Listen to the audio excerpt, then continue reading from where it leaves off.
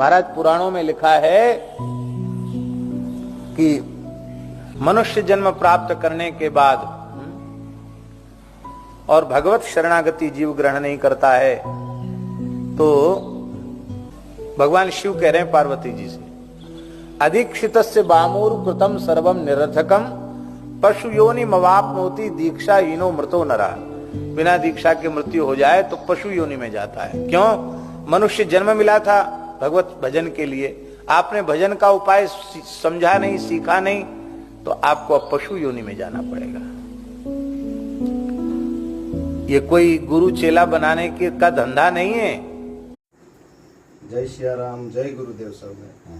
आज गुरु पूनमना आ पावन प्रसंगे सौप्रथम तो आप सौने गुरु पूनमनी हार्दिक शुभकामना।